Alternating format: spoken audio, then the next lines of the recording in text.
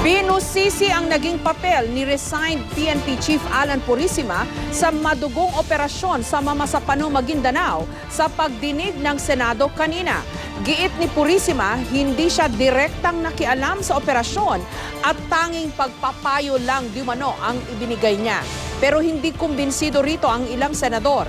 Inihayag naman ang tinanggal na PNP SAF Chief na si Police Director Getulio Napeñas na nakipagpulong sila kay Pangulong Benigno Aquino tungkol sa SAF operation 2 linggo bago ito ikasa at mismong si General Purisima pa di umano ang nag-ayos nito.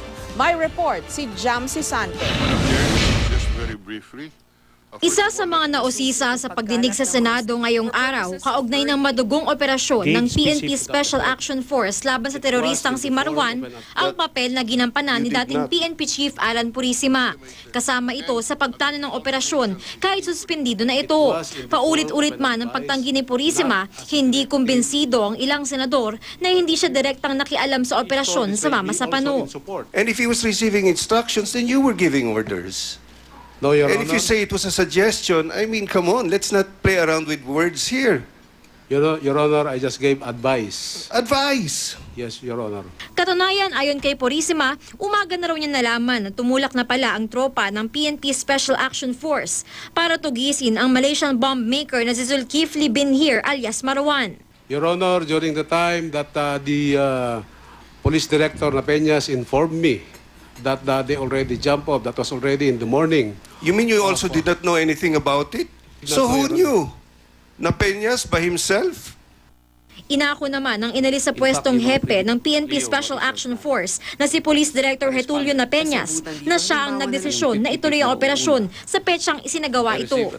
Pero hindi raw ito batay sa utos ni Purisima. From whom? There was no direct order for me, Your Honor, but I based that decision to go based on the continuing operations which we have done. So you decided. Gayunman, sinabi ni Napeñas na kasama si Purisima sa pagpaplano sa Oplan Exodus kahit na suspendido na ito simula pa noong December 4, 2014.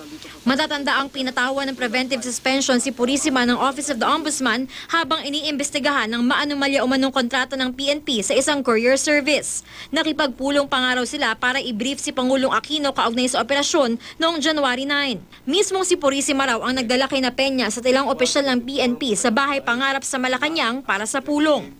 You mentioned about the January 9 meeting sa Malacanang. Hindi po nagbigay ang ating presidente ng order.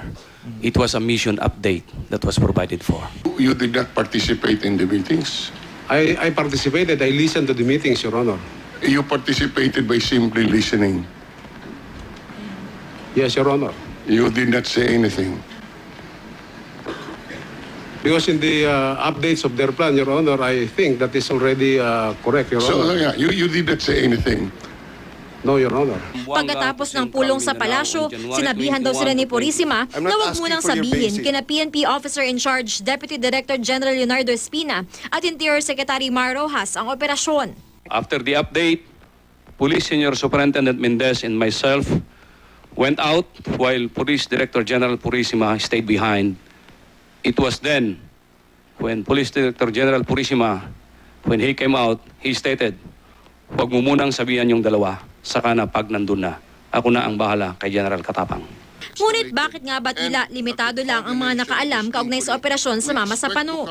The information and preparations of operations are leaked whenever major operations against high-value targets are conducted, as the subjects, both Marwan and Usman, are being cuddled by the MILF, whose members have lots of contacts with the AFP and PNP. Isa sa mga dahilan kung ba't hindi kayo nag-coordinate sa AFP ay dahil may ugnayan tila ang MILF at ang AFP at nabubulilyaso yung mga nauna ninyong tangka. Ano rin po ang basya nun, sir? Your Honor, hindi po yung aking pahayag. Yung paghahanda po ng Armed Forces of the Philippines operations, naghahanda yung mga kasamahan nila, yung mga tauhan nila.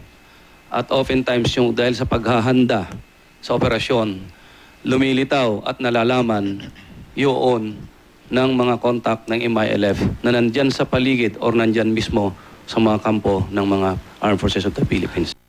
Dahil naman daw sa limitado nilang impormasyon, nahirapang magpadala ng ayuda ang AFP. Hindi namin alam kung ilan ang SAF na nag-operate. Hindi namin alam kung saan yung kanilang area of operation.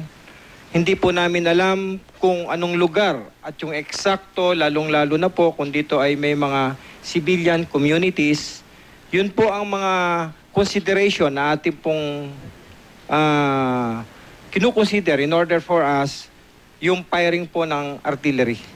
To clarify, sir, so lahat ng hinahanap niyong impormasyon, nakuha niyo lamang ng alas 5:30, kaya doon pa lamang kayo nakapagpuputok ng white phosphorus? Your Honor, sa katunayan po, doon lamang namin nalaman na meron pa palang isang grupo ng SAP that is operating. Nung una po, nung umaga, ang alam namin ay isa lamang pong grupo na which later we found out that is the 55th SAC. Nilinaw naman ang liderato ng AFP at PNP sa pagdinig ng Senado armored na vehicles, wala silang natanggap na one utos mula section kay in Pangulo Sinswat, Aquino Maguindanao, na huwag silang magpadala from ng the reinforcement headquarters of o the dagdag na first time, tropa para tulungan ng volunteers mga and PNP vehicles SAF have been Komando. mobilized for the Pero retrieval kanina of rin, traffic. matapos ang pagdinig sa Senado, sinabi ni Espina na posibleng may pagkukulang nga si Mapeñas sa naging operasyon. We're supposed to follow one direction, one line. But yung pinaka-diretso niyang linya sa akin naputol yata. Jam Sasante, GMA News.